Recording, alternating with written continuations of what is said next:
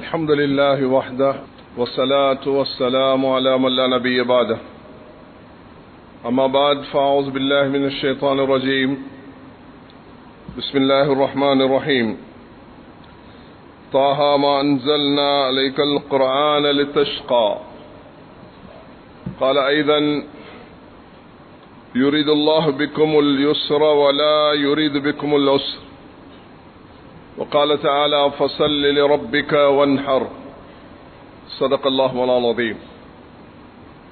அல்லாஹ்வின் நல்லடியார்களே, அன்பு சகோதரர்களே, பெரியார்களே, அல்லாஹ்வை அஞ்சி பயந்து தக்வாவை கடைபிடிக்குமாறு முதலாம் எனக்கும் அப்பால் உங்களுக்கும் நசியத்தும் வசியத்தும் செய்து கொள்கிறேன். இன்று நாம் துல்ஹிஜ்ஜாவுடைய ஆரம்ப பகுதிகளில் இருக்கிறோம். வரக்கூடிய ஞாயிற்றுக்கிழமை நமக்கு அரஃபாவுடைய பிறை 9 நோன்பு பிடிப்பது சுன்னத்தாகும். திங்கட்கிழமை நாம் பெருநாள் கொண்டாட இருக்கிறோம். அல்லாஹு தஆலா இன்று மினாவை முன்னோக்கி நகர்ந்து கொண்டிருக்கும் ஹாஜிகளுடைய ஹஜ்ஜை கபூல் செய்து நாளை அரஃபா தினத்தன்று அவர்களுடைய அந்த அமல்களையும் அல்லாஹ் ஏற்றுக்கொண்டு இந்த வருடம் அனைவர்களுடைய ஹஜ்ஜையும் உலகத்துக்கு சாந்தியும் சமாதானமும் அமைதியும் வெற்றியும் வருவதற்குரிய ஹஜ்ஜாக அல்லாஹ் ஆக்கியருள்வானாக. எனக்கும் உங்களுக்கும் அனைத்து முஸ்லிம்களுக்கும் அல்லாஹுடைய அந்த மாளிகையை மதித்து அதுக்கு அடிக்கடி போகக்கூடிய பாக்கியத்தை அல்லாஹ் நம் அனைவர்களுக்கும் தருவானாக. கண்ணியமானவர்களே, இன்று இந்த குறுகிய நேரத்தில் நான் சில முக்கியமான விஷயங்களை உங்களுடன் பகிர்ந்து கொள்ள விரும்புகிறேன். அதில் நான் 4 தலைப்புகளை இங்கு பேச இருக்கிறேன். ஒன்றாவது, இஸ்லாம் தீன் ஒரு ஊருக்கு, ஒரு நாட்டுக்கு, ஒரு பகுதி மக்களுக்கு கொடுக்கப்பட்ட தீன், ஷரியத், மார்க்கம் அல்ல.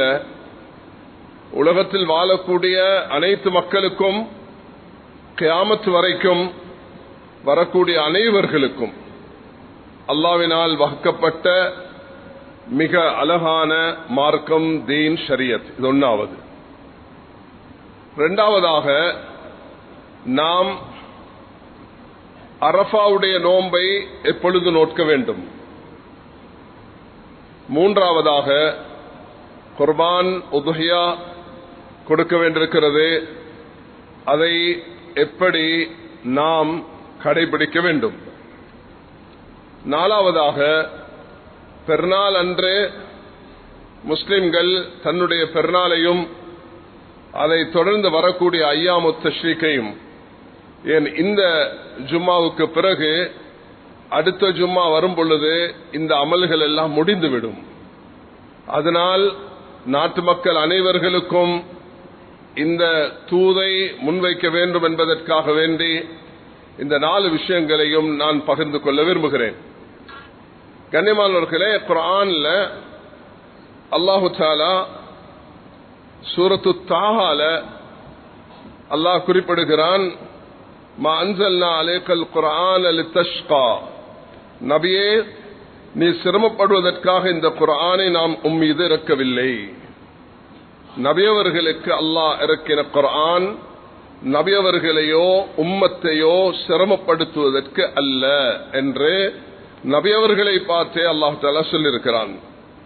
சூரத்துல் பக்ராவுடைய 185வது திருவசனத்தில் யுரீதுல்லாஹு பிக்குமுல் யுஸ்ர வலா யுரீது பிக்குமுல் உஸ்ர் என்று அல்லாஹ் உங்களுக்கு இலகுவானதை நாடுகிறானே தவிர உங்களுக்கு சிரமமானதை அவன் நாடவில்லை.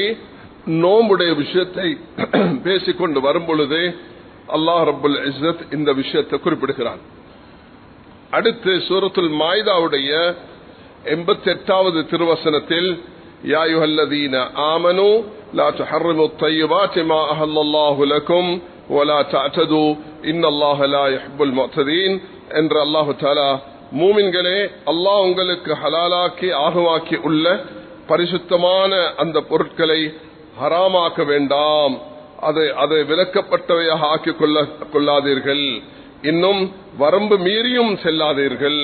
நிச்சயமாக அல்லாஹ் வரம்பு மீறுபவர்களை, எல்லை மீறுபவர்களை, தன்னுடைய மனோ இச்சையின்படி எதையுமே ஹலால் ஹராமாக்கிக் கொள்பவர்களை அல்லாஹ் விரும்புவதில்லை. அல்லாஹுடைய மார்க்கத்தை யாராலும் ஹலாலை ஹராமாக்கவோ ஹராமை ஹலாலாக்கவோ முடியாது.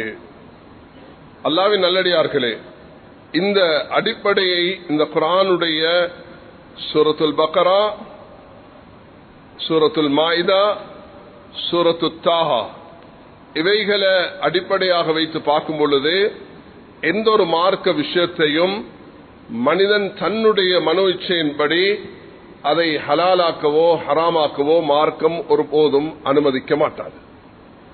அந்த அடிப்படையை ரசூல் ஸல்லல்லாஹு அலைஹி வஸல்லம் உம்மத்துக்கு கற்பித்தார்கள். சஹீஹ் முஸ்லிமுடைய ஒரு ரிவாயத்தை அபூ மூஸா அஷ்அரி ரலியல்லாஹு அன்ஹு அவர்கள் அறிவிக்கிறார்கள். நபி ஸல்லல்லாஹு அலைஹி வஸல்லம் நபி ஸல்லல்லாஹு அலைஹி வஸல்லம் பஅஸஹு வ முஆத் இப்னு ஜபல் முஆஸன் இலல் யமன். அபூ மூஸா அஷ்அரியையும் முஆஸ் ரலியல்லாஹு அன்ஹு அவர்களையும் நபி அவர்கள் யமனுக்கு அனுப்புற நேரத்தில் அவர்களை பார்த்து சொன்னார்கள், யஸ்ஸிரா வலா துஅஸ்ஸிரா பஷ்ஷிரா வலா துனஃபிரா என்று நபி அவர்கள், நீங்க மார்க்கம் எந்த அளவு எவ்வளவு அழகாக இலகுவாக தரப்பட்டிருக்கிறதோ அதை அந்த அளவு அதே முறையில இலகுவாக முன்வைங்க. அதை நீங்கள் உங்களோட மனோ இச்சையின்படி உங்களோட இஷ்டப்படி நீங்க அதை லேசாக்கவும் வேண்டாம், அதை கஷ்டமாக்கவும் வேண்டாம். அதே நேரத்தில் மக்களுக்கு நீங்க வெறுப்படைய செய்யாதீர்கள், நன்மாராயங்களை மக்களுக்கு சொல்லுங்க. மக்களுக்கு நீங்க மார்க்கத்தின் வெறுப்பையும் அவர்களுக்கு அதன் மீது கொடுக்கப்பட்டிருக்கிற சலுகையிலும் உங்களுடைய இஷ்டப்படி அதை திணிச்சு மாற்றி அமைச்சிங்கண்டா அது அல்லாஹ்வுக்கு பொருத்தமாக இருக்க மாட்டாது. சில சஹாபாக்கள் ஒரு இடத்துல ஒன்று சேர்ந்தார்கள். ஒன்று சேர்ந்து சத்தியம் செய்தார்கள், நாம் மாமிசம் சாப்பிட மாட்டோம், நாங்க மெல்லிய ஆடைகள் அணிய மாட்டோம், நாங்க திருமணம் செய்ய மாட்டோம் என்று சஹாபாக்கள் சத்தியம் செய்து கொண்ட செய்தி நபி அவர்களுக்கு எத்தே இந்த சஹாபாக்களை நபி அவர்கள் அழைத்துதான் இந்த சூரத்துல் மாயிதாவுடைய 87வது திருவசனம், யா அய்யுஹல்லதீன ஆமனு, ஓ விஸ்வாசிகளே, லா தஹர்ரிமுத் தய்யிபாத்தி மா அஹல்லல்லாஹு லக்கும், அல்லாஹ் ஹலால் ஆக்கியவைகளை நீங்கள் உங்கள் மீது ஹராமாக்கிக் கொள்ள வேண்டாம். வலா தஅதது, வரம்பு மீறி எல்லை மீறி நீங்கள் நடப்பதை அல்லாஹ் இன்னல்லாஹ லா யுஹிப்புல் முஅ்ததீன், அந்த வரம்பு மீறுபவர்களை அல்லாஹ் நேசிப்பதில்லை என்பதாக அல்லாஹு தஆலாவுடைய தூதர் ஸல்லல்லாஹு அலைஹி வஸல்லம் சொல்லி காட்டினார்கள். அதனால் கண்ணியமானவர்களே, இந்த தீன் உலகத்துக்குள்ள தீன். எங்களுடைய இறுதி தூதர், மதீனாவுடைய கிரீடம், உலகத்துக்கு ரஹ்மத்தாக வந்த நபி காத்தமுன் நபியின், அவர்களுக்கு பிறகு நபி வரப்போறது இல்லை. அப்ப அல்லாஹ் 1,00,000க்கு மேல நபிமார்கள் அனுப்பி இறுதி நபி அனுப்பினதுக்கு பிறகு, இறுதி வேதத்தை அனுப்பினதுக்கு பிறகு புதிய ஒரு ஆயத்தை யாராலும் சேர்க்க முடியாது, யாராலும் நீக்க முடியாது. அந்த 114 சூரத்துகளை யாராலும் ஒன்று அதிகரிக்கவும் முடியாது, அதை குறைக்கவும் முடியாது. அது அப்படியே தான் இருக்கும். ஆனா இதுக்குள்ளுக்கு தான் எல்லாமே சட்டங்கள் எடுக்க வேண்டி வரும். அதுக்கு ரசூலுல்லாஹி அலைஹி வஸல்லம் அவர்களுடைய வாழ்க்கையில நடந்த சஹாபாக்களை நபி அவர்கள் கைபருக்கு அனுப்பி வைத்தார்கள்.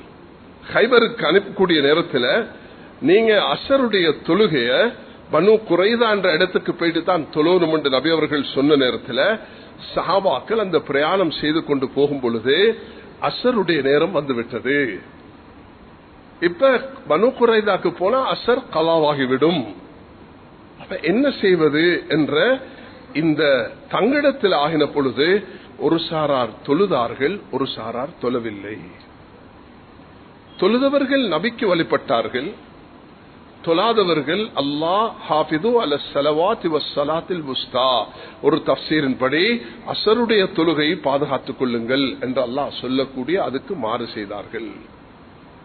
அப்ப 2 விதமாக சஹாபாக்கள் பிரிந்து அமல் செய்துட்டு வந்த பிறகு நபி ஸல்லல்லாஹு அலைஹி வஸல்லம் இந்த நிகழ்வு நபி அவர்களுக்கு சொல்லப்பட்ட பொழுது காலபாதும் லம் நுஸல்லி அத்தா நஃபிஹா பனு குரைதா வரும் வரைக்கும் நாம் தொழவில்லை.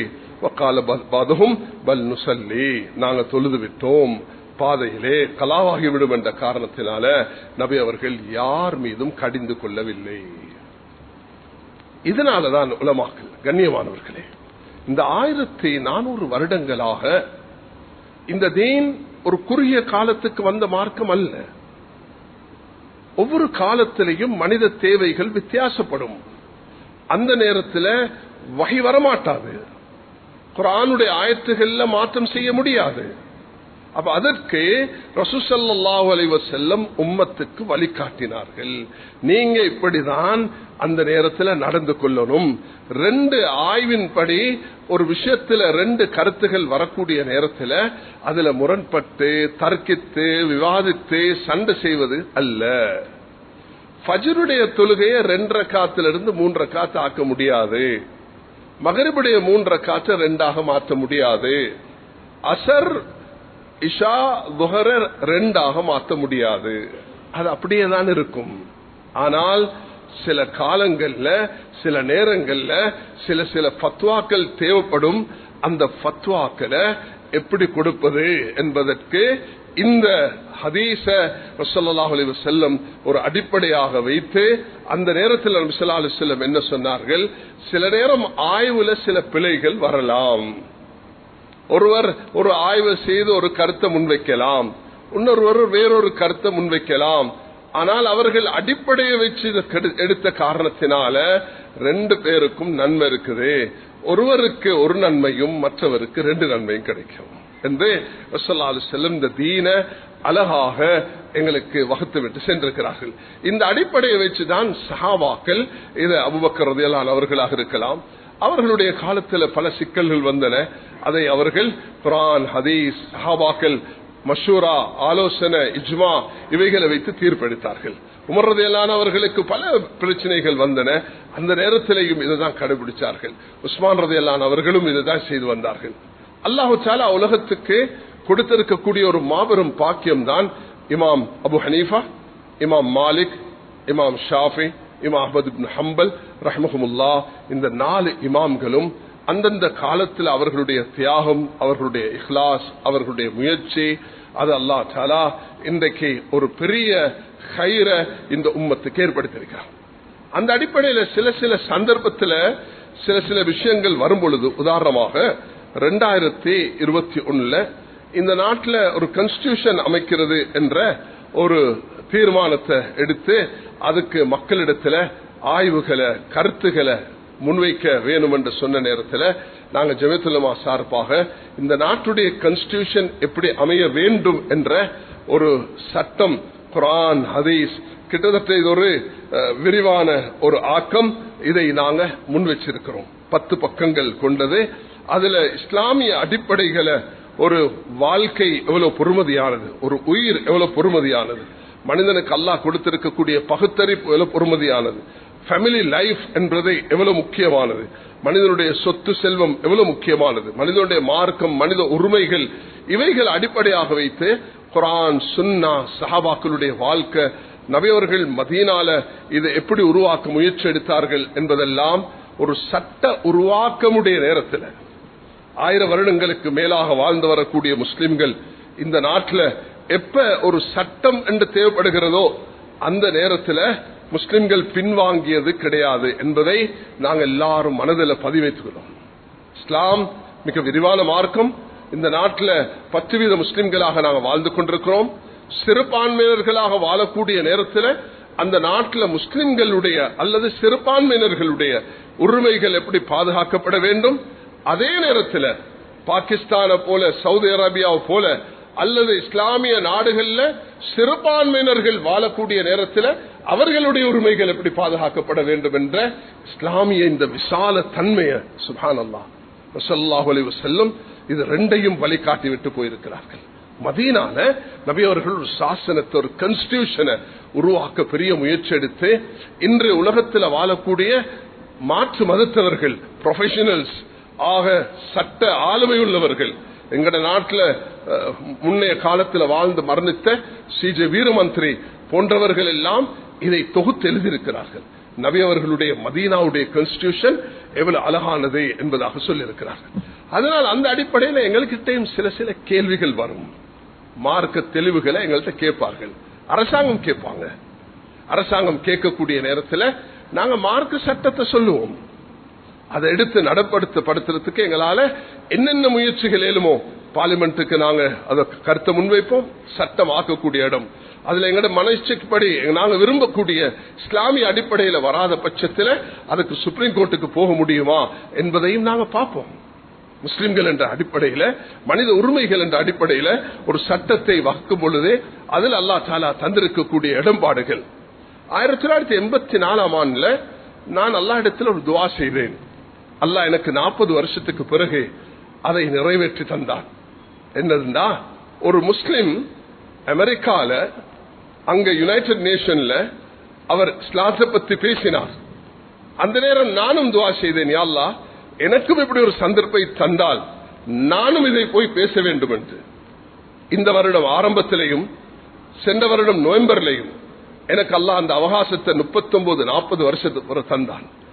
நானும் ஜெனீவால எனக்கு கிடைச்ச சந்தர்ப்பத்தில் அங்க நடத்தின ஒரு ஜும்மா கொத்துவால அது பதிவு செய்யப்பட்ட இடத்துல உலகத்தில் சிறுபான்மை நாடுகளுக்கும் பெரும்பான்மை நாடுகள்ல வாழக்கூடிய முஸ்லிம்களுக்கும் எப்படி இஸ்லாமிய சட்டம் உருவாக்கப்பட வேண்டும், சகவாழ்வு என்பது என்ன என்பதை நான் மிக தெளிவாக அங்கு முன்வைக்க அல்லாஹ் எனக்கு தந்த அந்த சந்தர்ப்பத்தை நான் அல்லாஹ்வுக்கு நன்றியாக செலுத்திக் கொள்ள விரும்புகிறேன். கண்ணியமானவர்களே, எங்களோட மார்க்கம் மிக விசாலமானது. குறுகிய சிந்தனையோட குறுகிய பார்வையில இதை பார்க்காம விசால ஃபதாவா தக்தலிஃபு பிஇக்திலாஃபில் அஹ்வால் வல் அஷ்காஸ் வல் அஸ்மான், கால நேரம் சூழ் அடிப்படையில் ஃபத்வாக்கள் வித்தியாசப்படும். அதனால மார்க்கம் வித்தியாசப்படும் என்பது அல்ல, ஒருவருடைய கருத்து ஒன்றாக இருக்கும். அவரும் ஒன்றை இதுதான் ஷேகுல் ஹதீஸ் ஷேக் ஜக்கரியா ரஹ்மத்துல்லாஹ் அவர்கள் சொல்கிறார்கள். அவர்கள் சஹீஹ் முஅத்தா இமாம் மாலிக் அவர்கள் விளக்கம் எழுதியிருக்கிறார்கள்.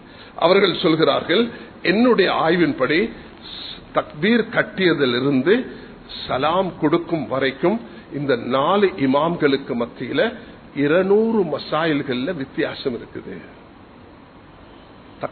கையை எங்க வைக்கணும் என்பதுல பல கருத்துகள் இருக்குது. சலாம் எப்படி கொடுக்கணும் என்றதுல பல கருத்துகள் இருக்குது.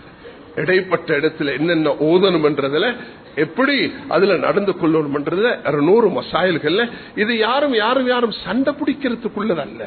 இது அல்லாஹ்வுடைய ரஹ்மத். கண்ணியமானவர்களே, வெட்டிக்கன்ல இருந்து போப்புடைய அந்த இடத்துல இருந்து ஜமியத்துல் உலமாக்கு வந்து அவர்கள் ஒரு கேள்வி, பல கேள்விகளை கேட்ட நேரத்தில் ஒரு கேள்வி கேட்டார்கள். நபியுடைய காலத்தில் இந்த டெஸ்ட் பேபி இருக்குல்லையே, இதுக்கு நீங்க எப்படி தீர்ப்பு கொடுப்பீங்க? அப்ப இந்த அடிப்படைகளை தான் நாங்கள் அவர்களுக்கு சொன்னோம். எங்களுடைய நபி அவர்கள் எல்லா காலத்திலையும் மார்க்க தீர்ப்பு வழங்குவதற்குரிய சில அடிப்படைகளை தந்துட்டு போயிருக்கிறாங்க. அதனால 4 இமாம்களும் ஒரு விஷயத்துல உறுதியாக இருக்கிறாங்க. குர்ஆன் முதலிடம், ஹதீஸ் 2வது இடம், இஜ்மா 3வது இடம், கியாஸ் 4வது இடம். இந்த 4 மூலாதாரங்களை வைத்து, அடிப்படை ரிசோர்ஸ்களை வச்சுதான் ஒரு மார்க்க தீர்ப்பு கொடுக்கப்படும் என்பதை மிக தெளிவாக இருக்குது. அதனால எப்பொழுதுமே நாங்க ஒரு மார்க்கம் இந்த நாட்டில் பலதையும் கேட்பாங்க. தீவிரவாதிகளுடைய அந்த ஜனாசாவை அடக்கம் செய்யறதா என்று சொன்ன நேரம் நாங்க ஜமியத்துல் உலமா கொடுத்த ஃபத்வா, என்னத்துக்கு ஃபத்வா கொடுத்தோம், நாங்க இதை பொறுப்பெடுக்க மாட்டோம், நீங்க அதை அடக்கிக் கொள்ளுங்க சொன்னோம். கண்ணியமானவர்களே, இரத்த தானம் செய்யக்கூடிய ஒரு விஷயத்துல வந்த நேரம் ஒரு முஸ்லிம்கள் அவங்க ரத்தம் அல்லாஹ் பாதுகாக்க யாருக்கும் அந்த நிலைமை வரக்கூடாது, ரத்தம் எடுத்துக்கொள்றாங்க. ஆனா ரத்தம் கொடுக்கக்கூடிய நேரம் வரக்கூடிய நேரத்தில் அது மார்க்கத்தில் கூடாது என்று சொல்றாங்க. இது நபிட காலத்தில் இப்படி ஒன்று இருக்கல்ல, டெஸ்ட் பேபி ஒன்று இருக்கல்ல, ரத்த தானம் இப்படி செய்யற உசூல் ஒன்று இருக்கல்ல.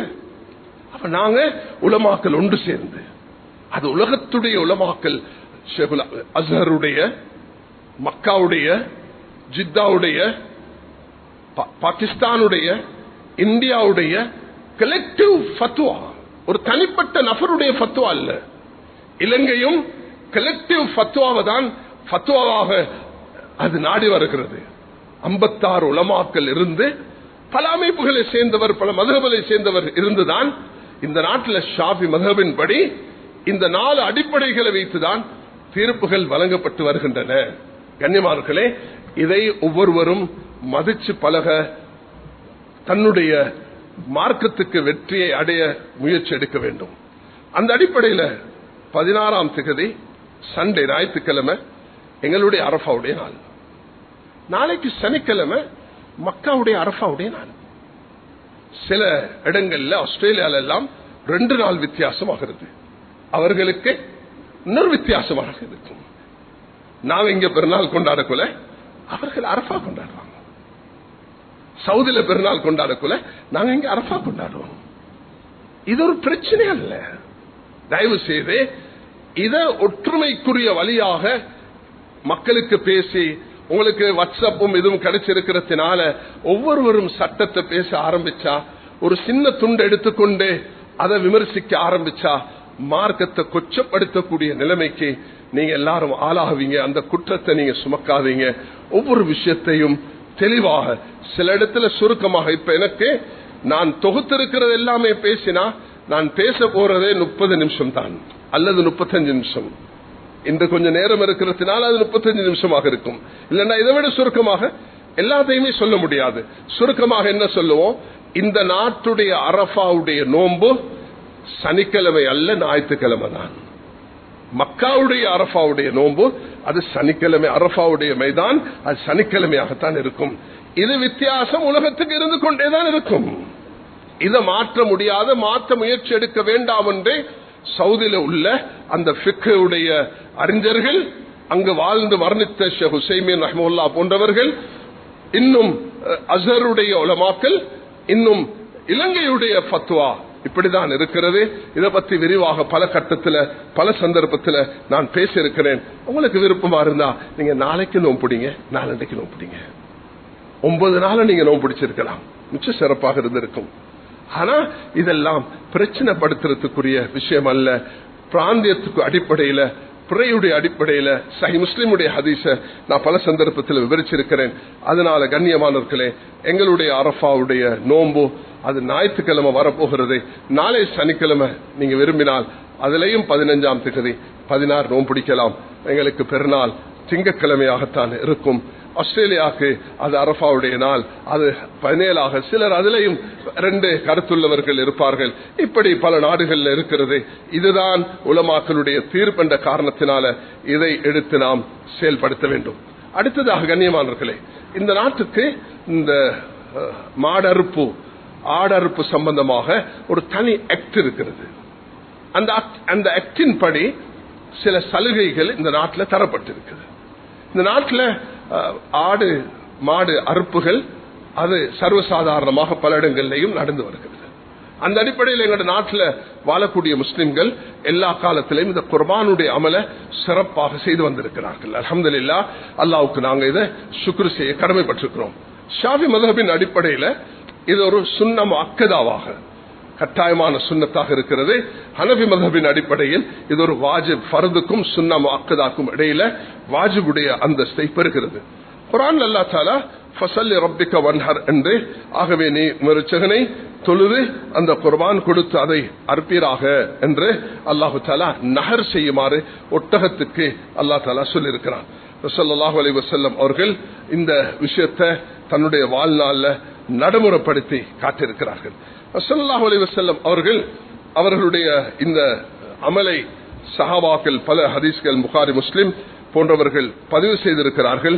அதுல நபி ஸல்லல்லாஹு அலைஹி வஸல்லம் அவர்கள் வெள்ளை நிறமுடைய கொம்புள்ள 2 செம்மறி ஆடுகளை எடுத்து தனது காலை அதனுடைய கழுத்தில் ஓரத்தில் வைத்து பிஸ்மில்லாஹி அல்லாஹு அக்பர் என்று கூறி ஸல்லல்லாஹு அலைஹி வஸல்லம் அவர்கள் அறுத்திருக்கிறார்கள் என்பதாக ஜாபிர் இப்னு அப்துல்லாஹ் ரலியல்லாஹு அன்ஹு அவர்கள் விவாதிக்கிறார்கள்.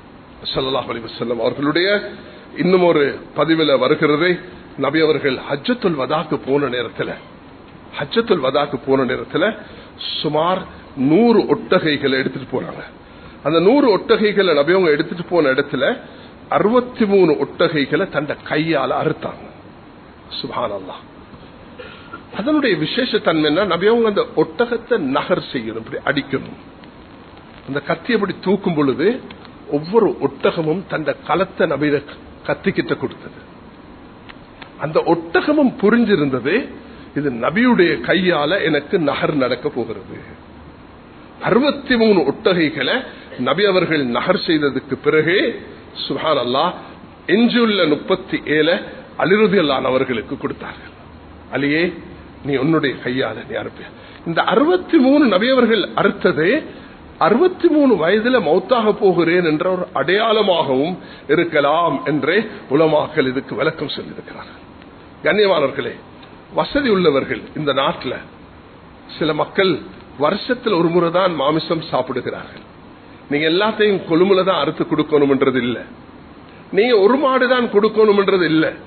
அல்லாஹ் உங்களுக்கு வசதி தந்திருந்தா 2ஐயும் கொடுக்கலாம், 3ஐயும் கொடுக்கலாம். கடன் எடுத்து நீங்க கொடுக்கணும் என்றதும் இல்லை.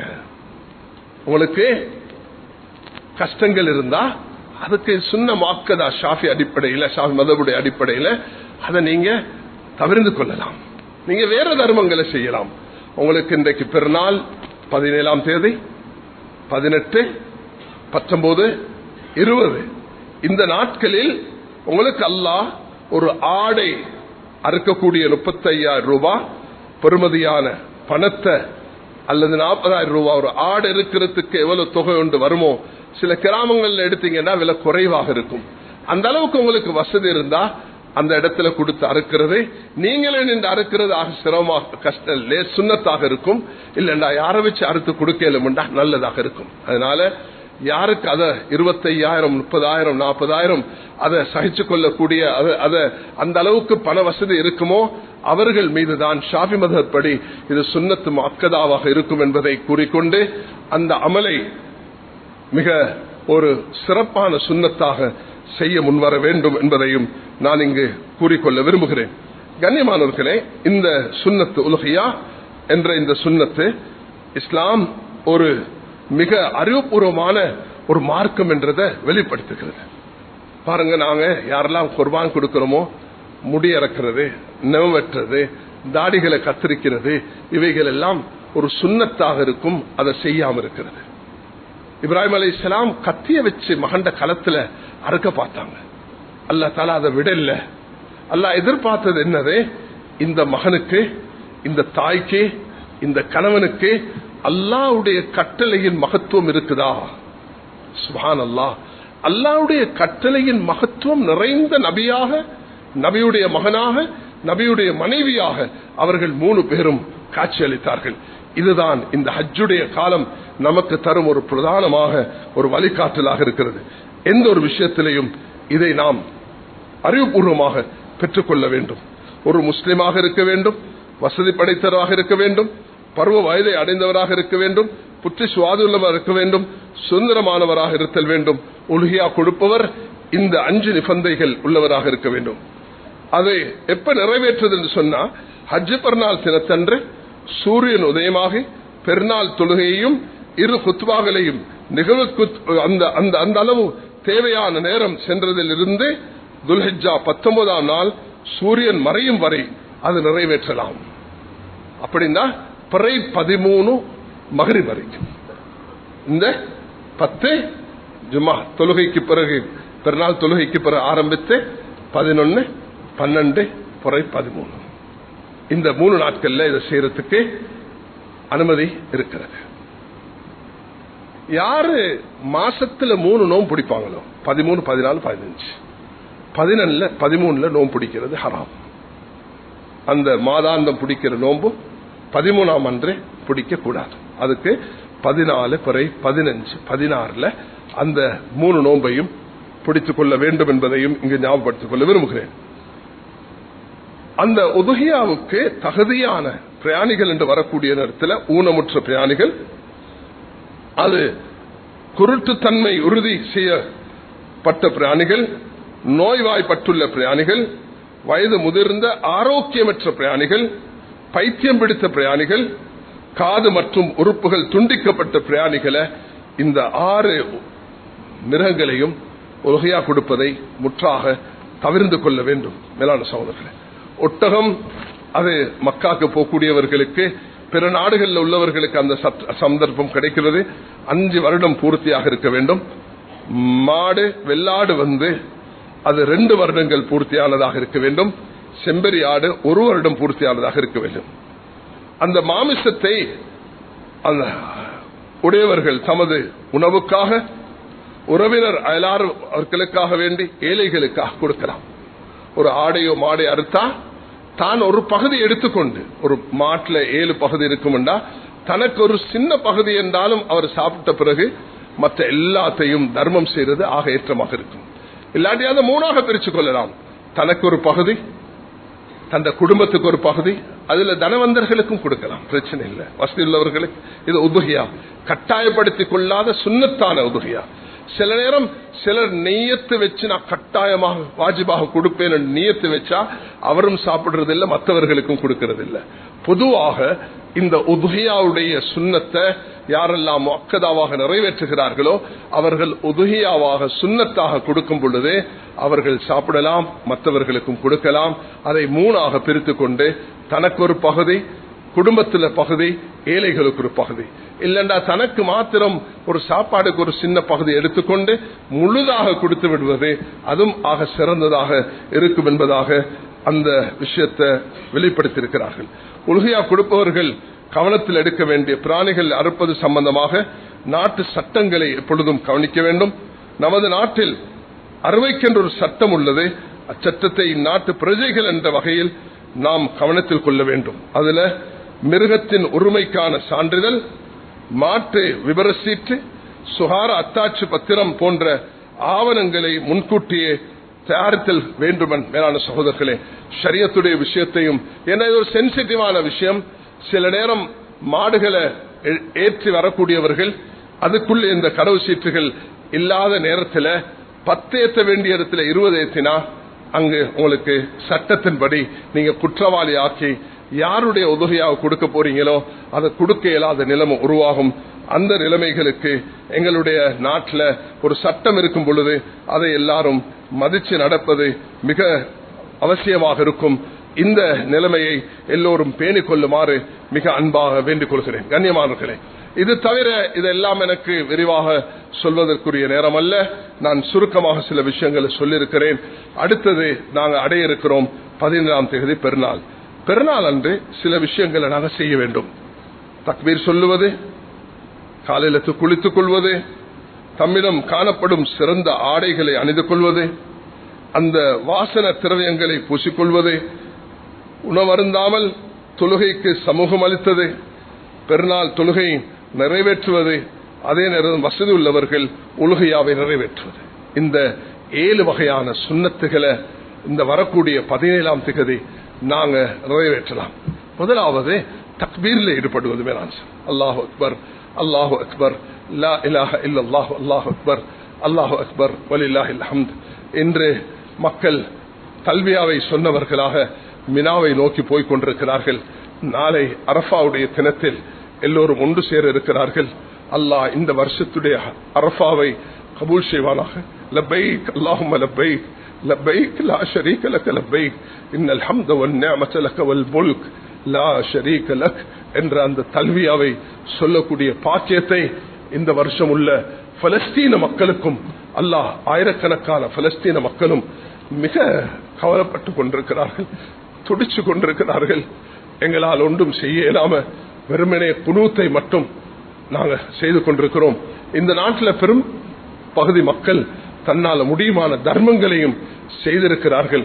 அதுவும் உரிய இடத்துக்கு போய் சேர வேண்டும் என்பதை பிரார்த்தனையாக செய்து கொண்டு, மேலான சகோதரர்கள், அல்லாஹ் எனக்கும் உங்களுக்கும் இந்த உதுஹியா, இந்த துல் ஹிஜ்ஜா, இந்த ஈதுல் அத்ஹா, இந்த சிறப்பான நபியவர்கள் உடைய இந்த சுன்னத்தான அமல்களை செய்யக்கூடிய பாக்கியத்தை அல்லாஹ் எனக்கும் உங்களுக்கும் நசீபாக்க வேண்டும் என்று நான் ஞாபகப்படுத்திக் கொள்ள விரும்புகிறேன். கண்ணியமானவர்களே, இன்று நான் பல விஷயங்களை சுருக்கமாக சொல்லியிருக்கிறேன். ஒன்னாவது, எங்களுடைய ஷரியத் மார்க்கம் அது உலகளாவிய ரீதியில் வந்தது. எங்களுடைய நபி இறுதி தூதராக வந்தவர்கள். ஸல்லல்லாஹு அலைஹி வஸல்லம் அவர்கள் விட்டு சென்ற இந்த எமக்கு அல்லாஹ் தந்த குர்ஆனையும் நபி அவர்களுடைய ஹதீஸ்களையும் 10 லட்சமாக யஹ்யா இப்னு மயீன் ரஹிமஹுல்லாஹ் 6 லட்சமாக இமாம் புகாரி ரஹ்மத்துல்லாஹ், 5 லட்சமாக இமாம் அபூ தாவூத் ரஹ்மத்துல்லாஹ் அவர்கள் தொகுத்து கொடுத்ததை இமாம் அபூ ஹனீஃபா, இமாம் ஷாஃபி, இமாம் மாலிக், இமாம் அஹ்மத் இப்னு ஹம்பல் போன்றவர்கள் அழகாக தொகுத்து சட்டமாக தந்திருக்கிறார்கள்.